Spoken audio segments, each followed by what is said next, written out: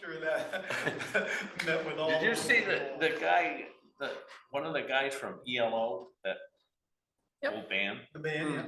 Was killed by a round bale, fell off a truck, rolled down the hill and hit it. What? Wow. Yeah, killed by a round bale. Wait, when did that happen? Was that a long time ago? Must have been, I say 5 years ago, but you know how that goes, it's probably 10. So that's Last really week. quite. Last week to 10 years ago. That's what. Well, that's how time becomes. I'm like, that was just a couple years ago. Oh, it was like 12. Oh, well. Yeah. Must mean you're getting old, right? Yes, Well, that's a good thing. this is. Better than the alternative. That's what I right. always say. That's what I always say. Way better than the alternative. There you go. You're getting old or not getting old. Well, I'm all for getting old. Oh, I must have moved my chair. Good evening and welcome to this regular meeting of the Readfield Select Board. It is June 3rd, 2024. I'll call the meeting to order at 6:30. Please join me in the Pledge of Allegiance. I pledge allegiance to the flag of the United States of America and to the republic for which it stands, one nation, under God, indivisible, with liberty and justice for all. Wow. Now you go. I know I far and away the most gray hair. Coming up gray hair for all the rest of you. My sunglasses on for the shine. Okay, thank you all. And we have one member of the public here and none online, it appears. You have not been very popular lately. So let's see. The first item on the agenda are the select board minutes of May 8th, May 20th, and May 29th. The 8th and 29th were both public hearings and the 20th was a regular meeting. I'll make a motion to accept the minutes as presented. Second. I have a motion and a second. Is there any discussion? I reviewed all three of them and they were perfect. Angelica, thank you very much. You do an excellent job for this board. Wow. And all boards that you do minutes for. Impressive, I'll tell you. Okay. All those in favor? Unanimous. All right, the next item on the agenda is warrants 47 to 50. This is item 24131, and that would be Dave. If I could get my laptop going, I think I got the right one. 4750. Highlights were the big RSU payment. This is the right one, correct? Yes. So, yeah, 47, 48. For $338,036.42. I believe the final payment for Scott Horn for the snow plowing, $39,507.74. That's the final payment for the year, right? Yep. Yep. Now that it's almost June. Right. 11,168.63 for waste management, tipping fees and those are about all the highlights. 15,400, that was the septic system that replaced here, the Cushion Construction. And other than that, the rest is kind of boring. I'll make a motion to approve warrants 47 and 48 to the sum of $450,749.08. Second. What was your amount? What was my amount? $450,749.08. Because you included the payroll. Thank you. Okay, I have a motion and a second. Is there any further discussion? Seeing none, all those in favor? It is unanimous. Do you have 49 and 50 as well today? Those are not the ones we're signing today, are they? 49 and 50? That's 51 today, right? Yes, So 49 that's- and 50 were previously reviewed and approved, I believe, by signature independent outside. Okay, so we should review those briefly. Okay. 49 and 50. That was a short one. Yeah, this was a small one. 4950 highlights were 3,178 for John Cushing to do the culverts and the Chase and Thunder Castle Road. 8,929.71 for health insurance. Then we did Scott Horn did some shoulders believe it was 2,300 for some shoulder work and 9,400 doing grading the Walker, Loose, Gay, and McKinney roads, was it? I believe. Yep. That's great. And then the big payment to the motor vehicles for 42, not big payments, but 4,247.89 and 2,650.87. Make That's a about motion it. to approve warrants 4950, the sum of $71,869.84. Second? I have a motion and a second. Is there further discussion? I would just like to mention that we also included in that 5,000 for Dirigo assessing. Is that the first payment on our reassessment? First two. The first, two, so they're 2,500 each? Yep. Okay, and Roughly, how, there's a schedule that varies a little bit, but Okay. generally it's 2,500 a month, just for consistency's sake. okay, and that's going to continue for 4 years? No, it's only for two. For 2 years. Because we've already done the first ramp up year. And then we have 2 years of pretty solid review and assessment. And then we have the last year is basically the implementation, putting in that new schedule that we have as a result of all that work. So it's not really a 4-year, it's really just 2.5 years, but the way it falls, it looks like it's longer. So. Okay, great, thank you. Yeah. Anything else? All those in favor? It is unanimous. And now we're moving on to communications. The first item is any select board announcements. I just wanted to thank the maintenance folks for the work on the cemeteries and the fairgrounds for most recent weekends. It is a busy time to be trying to keep the mowing that is growing pretty good right now, so appreciate that. Fastest growing of the year right now. Yep. All right, thanks, Sean. I'll pass that along. Okay, we'll move on to the town manager's report, Eric. It was included in the packet on the website today. Yeah, so just a reminder that we have voting on June 11th, 8 a.m. to 8 p.m. Absentee ballots are available through the end of the day, Thursday. And Kristen will be here until 5. Usually she's out of here at 3:30, but she's staying late to make sure everybody gets their chance. So absentees, last chance to pick those up unless you have a legitimate emergency like an amputation or something. I mean, you have to have a real emergency, not just, well, I'd rather come in and do it now. It's real emergency. But she'll be here till 5 p.m. The town office and library will be closed on June 19th for Juneteenth. And let's see, transfer station as well. Yes, thank you. Yeah, I forgot about those guys. And the transfer station? And the transfer station. Yep. Yep. All town buildings and services. So we did all organize a volunteer appreciation event for June 15th. That's 10 a.m. to noon. That's at the Weather Vane. Anybody that's interested, please RSVP. I really do hope the select board can all be there. I can't be. I'm going to be doing a charity, or not a charity, but a fundraising bike ride. So I won't be there, but I hope all of you can make it. Have we had much response, Eric? We probably have about a dozen so far, but we're going to send out a reminder and kind of push a little bit more. I think we'll probably have around 40 to 50 by the time it's all said and done. How are they RSVP? To either Angelica or myself. Email or calling or anything like. But and feel free to bring your families. This is about celebrating, the community and the volunteerism. So, bring your families. We don't have any issue with that.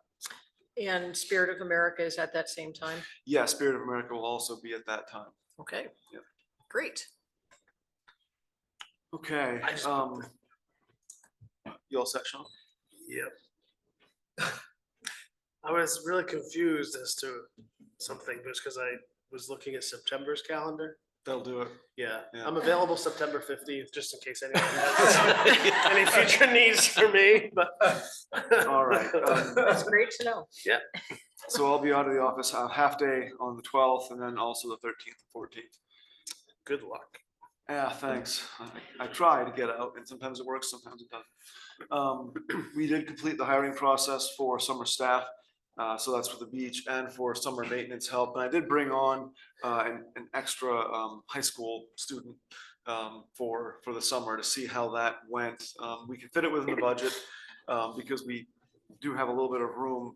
We basically budget for 3 seasons full-time, and we don't get that from our regular seasonal staff. So we have a little bit of room that we can bring in someone extra, and I think it'll help, especially with Matt being on light duty. Which brings me to the next point, which is maintenance. We are, I guess Matt is doing light duty. He's helping out with a few different things for me, RFPs and the library building painting, and the parking lot are 2 that he's working on. He's also helping out with paving RFP and an RFP for the what's the other thing we're doing? Plains Road, which is work on the ditching culvert there. So that's all moving forward thanks to his help. We are, as Sean mentioned, we did prepare for the Memorial Day weekend. Cemeteries, town properties all looked good. So I also want to thank the staff for that. As far as the beach goes, swim lines are out thanks to the fire department. So I want to thank the volunteer firefighters for going down and running those lines out. They treat it as a water rescue training, and they haul out our big heavy concrete blocks, which are probably, about the same weight as a person, maybe, I don't know. But they definitely try to make an exercise out of it. So they really do help, and it's appreciated. And the goose fence will be up this week. Maintenance staff will be putting that out and trying to curtail. If the geese can't get to the shore easily with their young ones who can't fly yet, it makes it less likely that they're gonna fly over them later, but they eventually do. It's just a slight delay. But we do try to keep them out with that. The town received $20,000 almost from state of Maine grant funds. This was the resiliency partnership that we started probably 2 or 3 years ago with the application process. We did that inventory. The select board passed a resolution. We then applied this spring, early spring, and we received money for the 2 heat pumps on the 2nd floor of the library and for conversion of the mostly first floor LED fluorescent lights to LED. So that'll save us a bunch of money and hopefully stop that horrific buzzing that happens after they're on for too long. Transfer station, Mike and the maintenance staff are working to reopen the perimeter road. And that's the one that runs from beside where we used to store some split cordwood, but by the compost, basically all the way back around that perimeter, all the way down to behind the metal bin. And that's been slowly filled in with junk and debris from brush grinding and rocks and pieces of lumber. And so it really needs a thorough excavation. So they're going in and cleaning that out, and that'll give us a lot better flow. We can run the equipment around the backside instead of through the middle of the facility. And also it'll help us contain those things, because if they start creeping into the road, it'll be a pretty quick indication that we've got a problem. And so having that road there will be good for a lot of different areas of operation. Summer hours are in effect. We were talking about that a little bit earlier. They are 8 to noon on Sundays at the transfer station. So anytime, any Sunday through the Sunday before Labor Day weekend. So not Labor Day weekend Sunday, but the Sunday before. And then household hazardous waste, that collection day is the 30th of June from 9 to noon, and pre-registration is required. So we know what you're going to bring, and we can be prepared for it, and we can tell you not to bring your ammunition and things like that. We can accommodate some of those things by telling you where to take it to the law enforcement, whatever. But if we don't know, it makes it a little bit tricky for people on site. So we do require pre-registration for that reason. And I guess I'll say street sweeping is nearly complete, and that's going to be followed by crack sealing and striping. And you mentioned the gravel road work that we had done, the grading. Again, we're getting phenomenal response from residents. On Loose Road, I had a few people tell me how great it was, and I went down on my bike, and normally that's not something I would do, but it was almost like pavement. The grading, the rolling, it was all just phenomenally well done, and has held up. I mean, we haven't had the same rain we had, but it's done well. So that's my report, and I'm happy to take any questions. Who did the loose road? Was Scott Horn did the grading. Okay. Yep. Thanks. Yep. It is nice. Eric, we talked about this a while ago about the section on Sadie Gun Road and off of Fog Road where the Mount Vernon, sort of their water issue is Yeah, creeping yeah. into our side of the road. Have you had any follow-up conversations on that? I haven't, but that's a good reminder. I will reach out to their road commissioner about that while it's still dry. I don't know how far we'll get with that because they don't seem to be concerned particularly. Well, we'll see. I do have a good relationship with a few of their board members because I help them out sometimes with administrative questions because they don't have a lot of staff time. So I sometimes give them a hand. So I'll see what I can do. Carol, I think I again? have one. I didn't know if that should have been with select board or probably more appropriate here. Somebody was asking why there, or if there could be a flashing yellow light by the Readfield Elementary School where kids might be crossing street or something. He said, just because it's an elementary school, they get in this giant line with the cars picking up. And there's like, I guess, a child that crosses from a house across the street that kind of tends to dart out in front of the traffic. But he was just asking for, maybe cars to slow down because there are so many kids running to cars through there. Yeah. I mean, I can look into it. A flashing light's pretty unlikely. That's usually reserved for crossings, actual crossings. So we would not do that for a single home. But we do have a lot of signage there already. Oh, you So do? I think it's not flashing, but it's about as well. It's very present. I'm not sure what else we can do. I'll talk to the principal, Jeff Boston, and see if there's anything that he can think of. Because we have done a lot there already, but it is tough. The one thing that we've been thinking about doing and trying to collaborate with the school on is getting more parking at the school. And we've been working on that for years. I'm going to continue to push that because I think if they have room for 20 or 30 spots around the perimeter there if they chose to, or even more if they cut into the woods a little. But I think that's probably the best option is to just get the vehicles out of the road and not queued up. But I'll look at that. I'll double check our signage. But I think certainly not a signalized crossing or a flashing crossing, but we might be able to get the ones that turn on at a certain speed if you're going more than 15 miles an hour during the school hours. I'll look at something like that. I think he even said, can we even get signs like Fayette has or something like that? And so maybe, That's what they have, or they come on Come on. at like 5 minutes of 3 and they stay Right. on for 30 minutes. Yeah, Because that's look when the into buses are those. pulling Yeah. in and out and parents are pulling in and out. right, okay. Yeah. I didn't know, I don't know what signage is there, but they mentioned that. I said I'd Yeah, pass it on. no, it's always good to look at doing something else, and I'll check out what Fayette has, and I think that's reasonable. Thanks. Eric, you and I had talked at length, mostly via email, about cemetery maintenance. And you were going to be meeting with the cemetery committee and the sexton and maintenance staff and so on. Is that plan going forward? Because I wanted to put it forward to the select board to support. Yeah, so it is.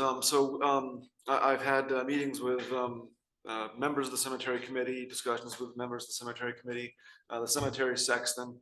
And I will be meeting with the cemetery committee to talk about, I've talked with the chair, to talk about how we can proceed with a little bit more thoughtful maintenance of the cemeteries, because we do have limited resources, and I think we need to recognize that, but we also need to recognize these are important public spaces, and we need to maintain them well. And it's hard to do when we have limited resources, right? So there are certain areas where we might be able to not have as much grass, especially around the edges, areas that are shaded, areas that aren't suitable to grass.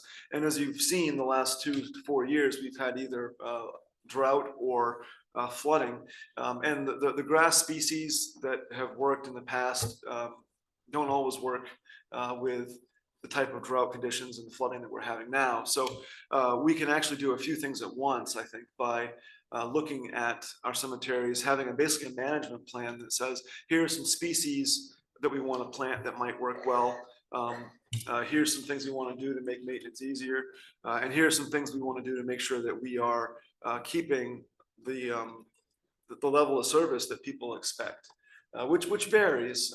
It's just like any other public service. Some people think that we plow too much. Some people think we don't plow enough. It's the exact same thing with the cemeteries. So we are embarking on a policy discussion there. And I would appreciate if the board would be able to support that because we can, I think, do better, spend less money and less time on the cemeteries and get better results because we can focus on maintaining things that are easier to maintain and not fighting so much with grass species that are just not cutting it or soil conditions that are not suiting it. So anyway, Grass species that are not cutting it. yeah, sorry. But anyway, yeah, so that's my summary of where we were and where we are. So what Eric has discussed with the other folks is having, as he just stated, a maintenance plan and covering all of the cemeteries, because right now we maintain all the cemeteries to the same standard. And there are some cemeteries that are qualified as ancient cemeteries. You know, the last people buried there were 150 years ago. There probably aren't many folks visiting them on a regular basis. And they're certainly not having openings and closing of grave sites. And so maybe they need a different type of maintenance than the cemeteries that people are utilizing often. And, you know, what kind of trees should there be? How much tree cover should there be? How old should trees be before you cut them down? Because then they're in danger of damaging the stones. So it costs us either way.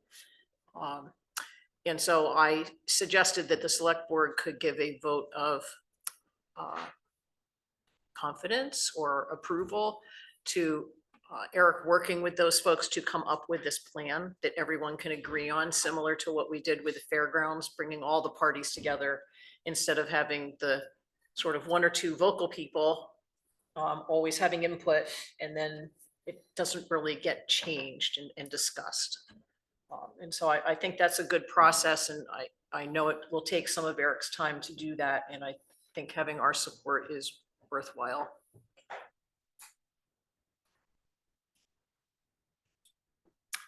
So I'll make a motion that we support Eric in forming a committee or working with the committee and other people in town to formulate a cemetery maintenance plan.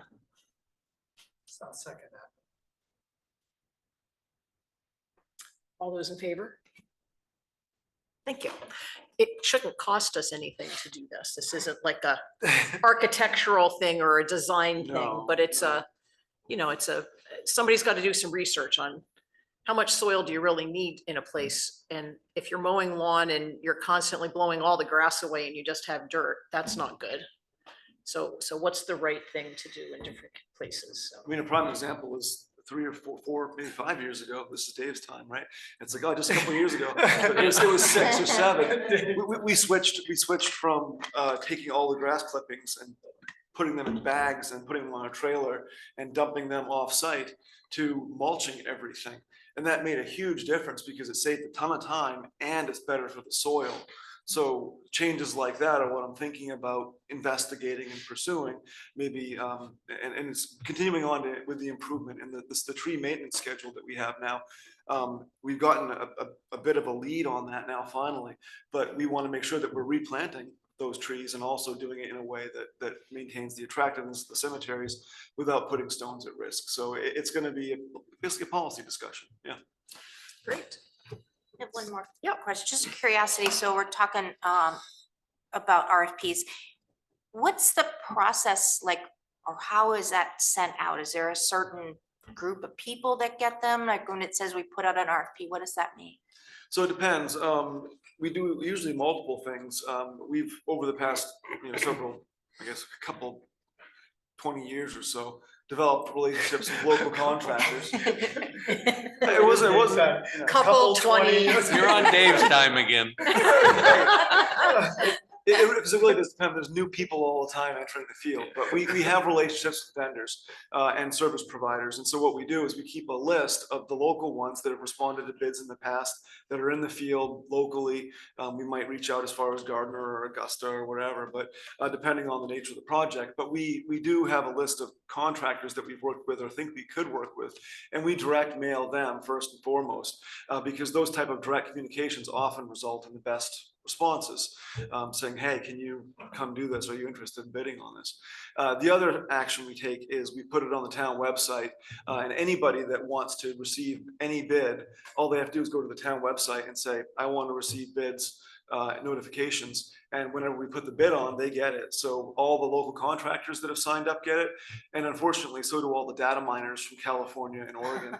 And we get emails from them all the time asking for the bid results so they can put it in their national database and public, whatever. But outside of that, those are the two main methods. But we also, depending on the nature of the bid, if it's a larger one or one that might benefit from it, we do put it on the main municipal website as well. So, but the two primary are our town website, which people self-subscribe to, and then the direct solicitation. So there's been, I guess I'm thinking of the library where, nobody bid or something like that. And my role is communication. So when something like that happens and nobody bids, is there a different way? Like if nobody something bids, on like the town info page and stuff like that? well, I don't know. when we've had no bids in the past, then I start, knocking on doors basically, and asking contractors saying, hey, this process, obviously, you weren't interested. Why not? What can we do to make you interested? So that turns into a little bit more of a negotiation. That's really how we ended up with our plow contractor this time around, because we had nobody bid, and so we asked around, and a couple of people said they were interested, and one of them followed through. So, but it is a hierarchy and a series of steps involved. Okay. Yeah.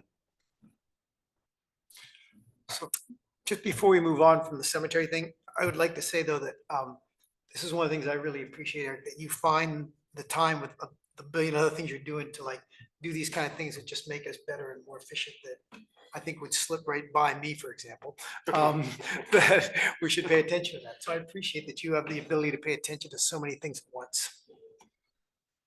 Thanks. Okay, I think we're all done. Okay. So we'll move on to boards, committees, commissions, and departments. We have minutes that we received, and I believe it was just the minutes from the cemetery committee. Yes. And those were extremely thorough. And I did read in there that they are going to ask the select board to come and do a walkthrough after the elections. I'm guessing we probably don't want to do it on a Monday evening. I don't know, but will you let us know as soon as possible so that we can schedule that? I'd rather do it in the summer or early fall and not late fall into winter. Yeah, I think I'll probably talk to them about doing it sometime in early July, early to mid-July, in part because we likely will have some the RFPs coming back in, and so we don't have a scheduled meeting until the 22nd tentatively, but it might be nice to do a site visit and then some small business here before we go, or after we come back. But I'll work with you and Sean on that kind of coordination, and also with the cemetery committee. Great. All right. The next item of business, Jaren, did you have anything from a board or committee? Public communication, anything from you, Jaren? Okay, now we're back on schedule. We do have one person online. If you would like to make any comment, this is the moment. Okay, we'll move on to old business. Item 24-043, here and consider an update on the fairgrounds project. And there was something in the packet about that. I'm not sure which one of you is talking about that. Okay, yeah, I put it in there, but you can talk about Yeah, I it. mean, we had an organizing meeting for to get people started thinking about doing fundraising, and that went quite well actually. And there's at least 3 or 4 people that are like super motivated to lead that. And they're gonna meet again. I want to say it's June 19th, I think it is. Yep, 6:30 at the town office. It's gonna be the next time, so we wanted to wait till after you know, they're already talking about a process and what they might do, but they're not gonna make any detailed plans till the vote, obviously. Right. So, but then we'll meet again on the 19th of June. That's great. I mean, the update that you provided us shows that we're looking at, if the two go through, the grant and the National Guard, we're looking at just 250,000 to try and get from other foundations or in-kind donations and donations. So that's a much smaller chunk of $1 million than it could have been. Yeah. That is Eric, true. will there be a landing page on the Readfield website for this information and or donations through AndroPay, that sort of stuff? Yeah, so there will be, and what we have right now is just the fairgrounds page, but we will be modifying and elevating that to a more prominent position and doing more linking to it, and also linking to donation pages and all of those type of things. And I will say that the group was impressed with the donations that have been pledged by the select board. So they were really happy to see that you had made that commitment and we're moving forward with getting things started. So that was a really positive thing. They responded to that well, and I think it's a good sign because that means other people might say, geez, well, if the select board's already into it and already behind it, that's another reason for me to be contributing. So. Yeah, I've heard a lot in the last few weeks since that meeting from people that are either volunteering to help do some fundraising or have been tapped to do sort of media portions of the fundraising and different things. So Good, I'm glad to hear that too. Carol? One thing that's kind of off the fundraising, but the same gentleman talked about the elementary school, was asking again about an easy way to get down to the ball fields. He's not exactly elderly, but had a lot of health issues in the last year and have baseball players. And he again is like, is there any way, are they gonna make a way for us to get down there safely? So again, if there's any way we can accommodate being able to drive someone down there and maybe not park there, but that's already in the. That's plan. in the plan. Yep. That's been Okay. in for the last year. or a place or two, I think everybody's like, we don't want to get rid of more trees, but again, if that can definitely be an addition. Also with fundraising, I'm gonna publicly ask, Cash McClure gave $1,000 for the basketball court.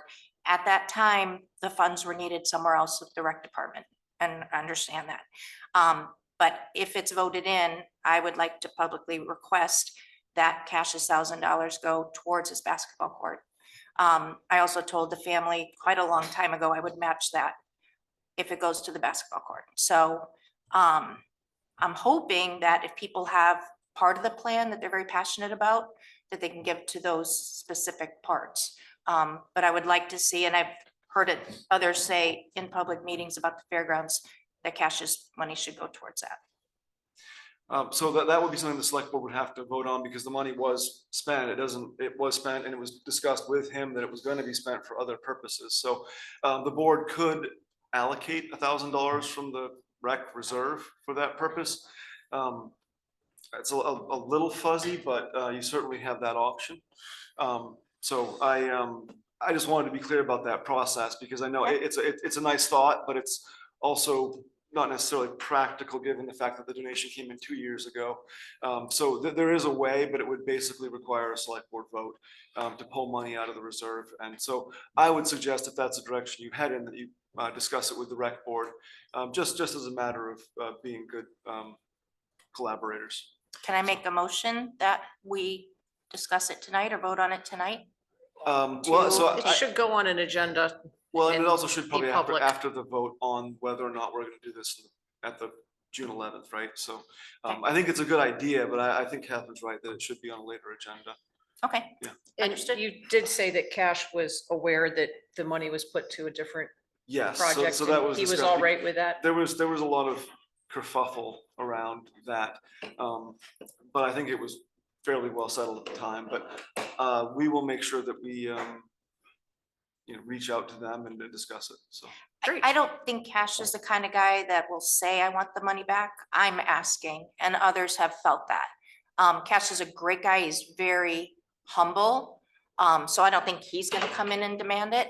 I think at the time it was needed elsewhere, and this was so far out, or even people were even denying it was gonna happen, and the fairgrounds didn't discuss the basketball court for many months.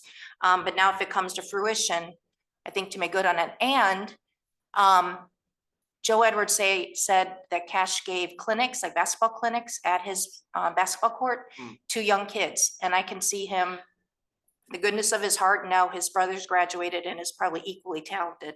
If they do basketball clinics locally to raise money for that basketball court, the kids would love it. It would be phenomenal. And in that way, if he can raise additional funds, he did not say this, I have not talked to him about it, but he's done it in the past, or he's done clinics for the kids, and that's pretty awesome. There's probably one of those people involved in fundraising that you can talk with about doing that, the local fundraising, Jennifer, Hannah, Sean Roderick. They're listed, would probably I'll be the talk to place Hannah to go. gladly. Yep, Yeah, great. But I think it's an appropriate thing to do. okay. Anything else? All right, let's see where we're at here. 24-047, select board action item reporting. Does anyone have anything new to report? Eric did give us our original. It's been almost a year, List. so I figured to give you an update, right, or a check-in on what your original goals were, so.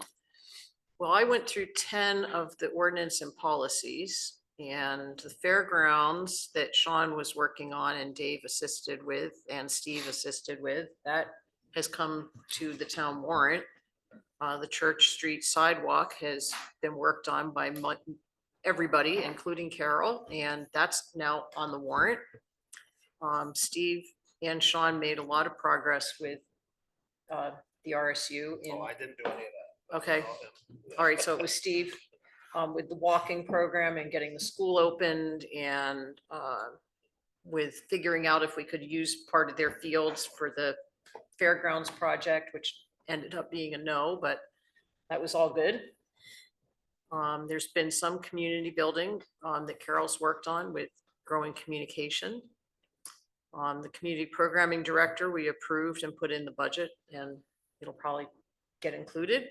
That Dave and Sean worked hard on with different people.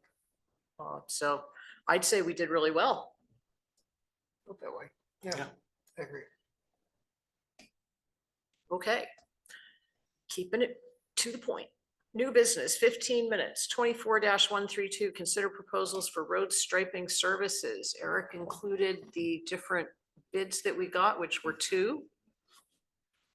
You have a recommendation for us, Eric? I do. I recommend the board approve an agreement with Lucas Striping that I can execute with him after the meeting. Significantly less in cost. I'll make a motion to approve the town manager to enter into the RFP. Is it an RFP? Just a service agreement. Service agreement with Lucas Striping. Second. I have a motion and a second. Is there any further discussion? Thank you to them, a local Readfield business, for doing this and for being very fair with their pricing. All those in favor? Unanimous. The next item of business is item 24 nope. Yes, 133, road crack sealing services. We received 4 different bids. Eric, do you have a recommendation? Yeah, I recommend that the board authorize me to enter into a service agreement with Indus. They have provided the service in the past. They were the most recent crack sealing company, and they have a really good liquid asphalt product that's durable. And they were by far the least expensive. So that's my recommendation. I'll make a motion to authorize the town manager enter an agreement with Indus for our crack sealing services.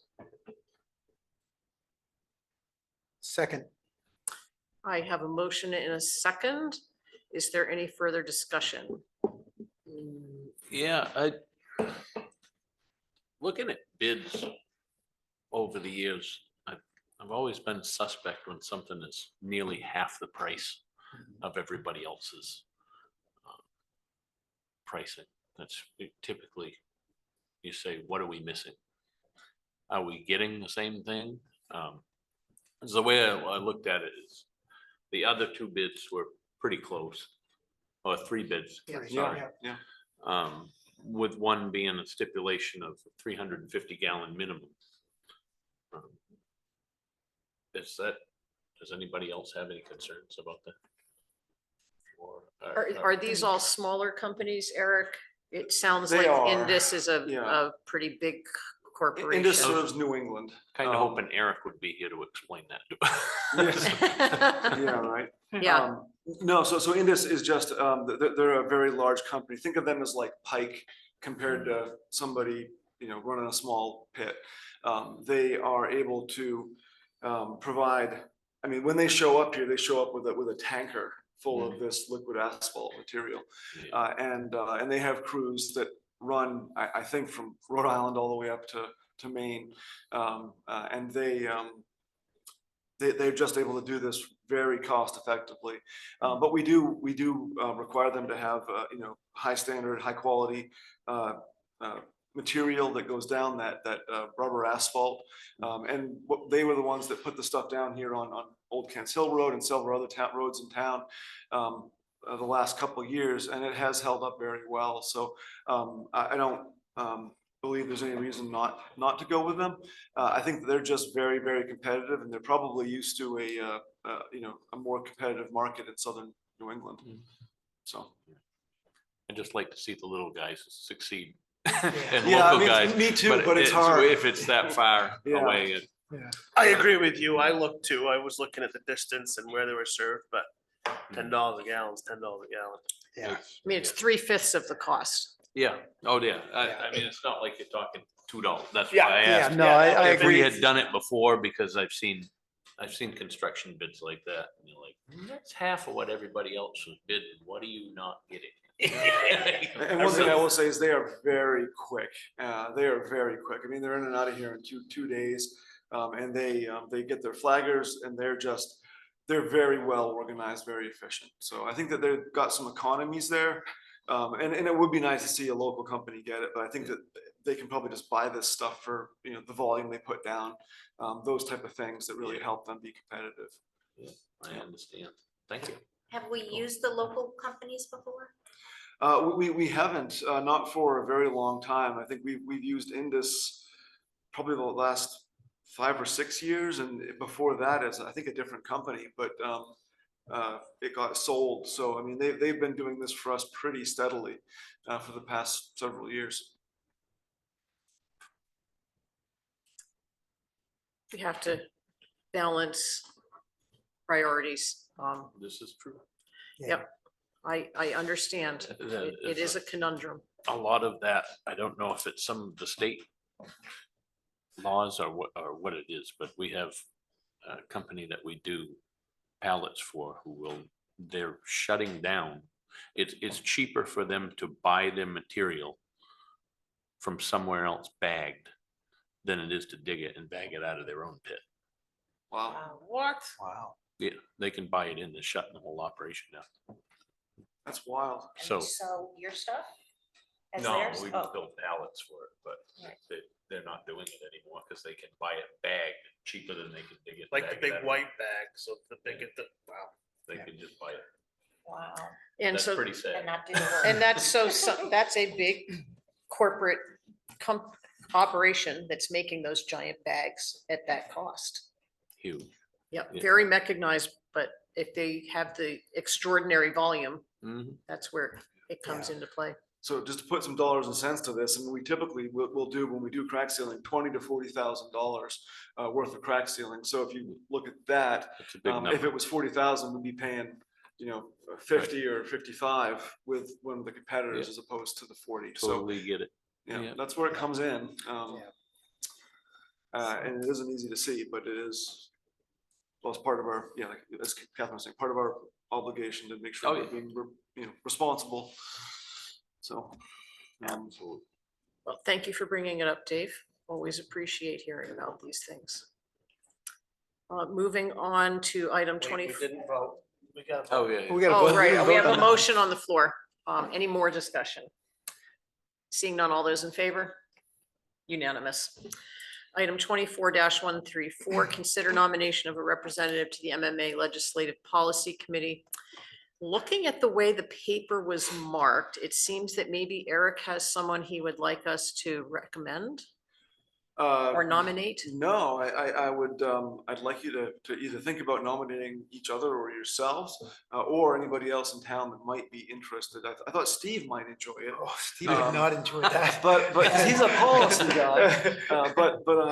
I do think that this is an important role, and it is just a nomination. There has to be there's a vote and all that.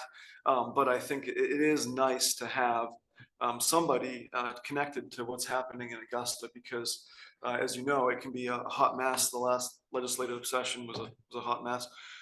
But municipal issues are important. The Legislative Policy Committee is very engaged. They do some lobbying, but mostly it's just education, pulling together all the stuff that happens in Augusta, separating the wheat from the chaff as it relates to municipal government, trying to, decide whether or not these things are beneficial or harmful to municipalities, and then moving that through to the membership. So we as individuals can, think about how to vote, or whether we want to contact our legislators to say, you guys need to fix this, or if this is great, let's do it, whatever it might be. So it really is a valuable service. It's a very educational one as far as learning about the scope of municipal issues. But in any event, it's open. We have an opportunity. So if you know anybody, or if you would like to yourself, let me know and we can try to figure it out. So it says this person must either be elected or appointed and currently serving as a municipal official. So that means they would have to be serving on a committee. Boards and committees, yeah. Yeah, I mean, I'll put it this way. Non-employees. It's also employees, yeah. It's common for either someone in the administration or the select board to, yeah, I see what you're doing. Yeah, to do that. I have no interest or time. No, I just wanted to notice. I had a question. Who's doing it currently?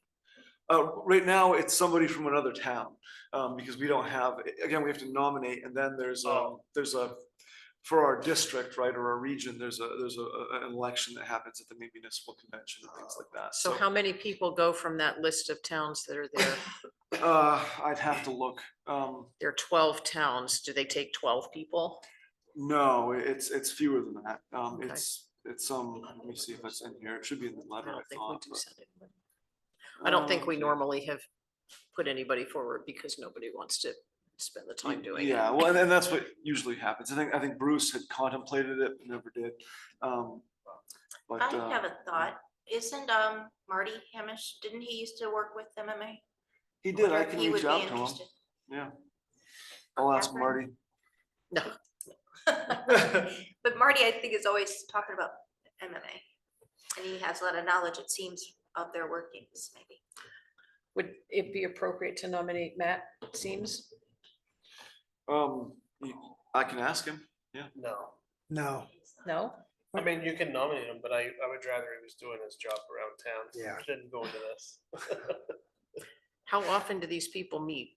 Not often. I think it's a couple times a month during the legislative session, and I think they have Zoom option. So But- that's 6 months out of the year. Yeah, let me, That's pretty 10 big. hours a month. LPC required time commitment of approximately 10 hours per month. there we go, yeah. yeah, that's So- not Matt. Okay, never mind. Okay, thank you. Okay, so we have one suggestion, and if that person's not interested, do we have any other? That's what I thought I heard. Okay, so we have one suggestion, otherwise we won't be putting forth a nomination. Okay, Maybe next time. so Yeah. that brings us forward to future agenda items, upcoming meetings, other business. Does anyone have any other business? I have one. What? So last meeting, the Batar consent agreement. That was done so suddenly. I really did not have time to really get into it or think about it. I think it was put together that day and maybe signed by Greg that day. No, it had been in the works for months. Okay, but was dated that day and it was put in our, when was it added to our agenda? I don't recall. Was it that day?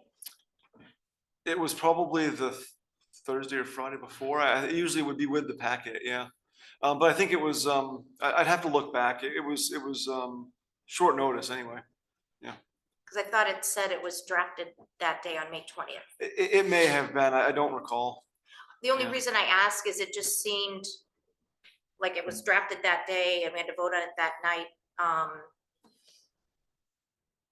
Well, he It had didn't- already But he signed had it, signed it. Exactly. why right? So I it, just so it voted couldn't for have been drafted that day. So it had not been drafted that day. It had been drafted months prior with the town attorney, Okay, Greg, the CEO, myself. So we did put a lot of time into the development of that. And it went through a few different iterations and then came back and it was timely in part because Greg really wanted to get into the house and also because I think everybody wanted to just move beyond that painful chapter in our history. I agree. Because I'm looking at it, it says agreement made on the 20th of May. All I'm saying is, I wasn't aware of it till I saw it. But I just wanted to clarify, at first it sounded like it could never be anything but a single family dwelling. However, I went deeper into it and it said, if there was a change of use, it needs to go to the officials like the planning board. Is that correct? No, it can't ever be anything but a dwelling. But if there's a use that is, say, in a garage or an apartment or something that's added, a change, a home occupation, for example, those things could go, because you are allowed to have a number of things happen on residential property that's affiliated with residential use, but wouldn't be commercial. So it's never going to be a commercial enterprise. So like if somebody wanted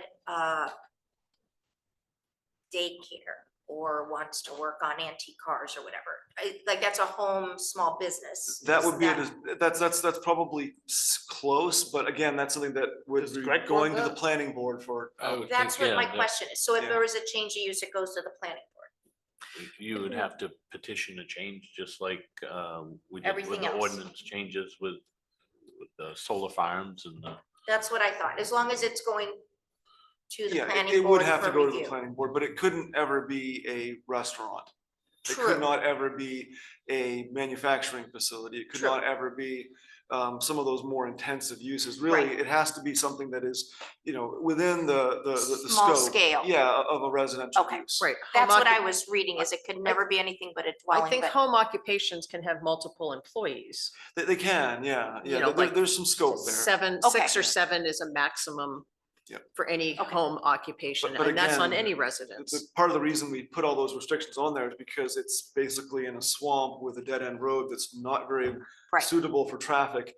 And so there's environmental concerns. So there's a lot of reasons why those constraints were there. okay, I just wasn't prepared to delve into it last week, and that's what I was saying, is that it seems we have a lot of small businesses in rural residential areas, but they're very small scope businesses, and that's, Yeah, Would and go to the that planning could be allowed there, subject to planning board approval. The way I gotcha, looked at it that's in what I this was case, clarifying, that's all. I just looked at it in this case as he agreed to it, so the And point is that's- kind of moot if he was That's why I happy with it. didn't bring it up, but I'm just Right. saying, if somebody, and it said in perpetuity, and it's like, what? So if somebody built it and had an idea of a small something, then the planning board would be. But you would know that before you're purchasing it, because that's part of the deed now. Yeah, so part of the challenge is that when you, like I said, you build something that looks like it's a large spacious gathering place with facilities to support Right. 185 people, Right. then you might look at it and say, well, wow, that's great, I want to do this. And then when you get to the doing the deed research, you can say, well, okay, I know that's not going to work for me. There's restrictions on the property. And it's just a check to make sure that we don't have future conflict. Thank you, and that's how it went foul in the first place, is it's gonna be a single dwelling, Right. family dwelling, and it wasn't, and that's where it all started, so Yeah. that's all I Yeah. was clarifying. Yeah, Thank you. absolutely. Well, That's and, that makes it even more important to read the packet as early as we can once it's given to us, so that you have time to talk to Eric on Monday prior to the meeting. Mhm. So I have one item to close the meeting out. I would like to thank both Sean Keegan and Carol Dorenbos for their service for the past 3 years on this board. They are both up for, their seats are up for election, and they have both applied, as well as another candidate. And I wish all 3 candidates well in the election. And at least one of you will be returning, since there are 2 seats and 3 candidates. Right. So we thank you from all the people of Readfield for serving this board for 3 years. Thanks. You're welcome. And with that, I'll close the meeting at 7:24. 6 minutes early. We could have been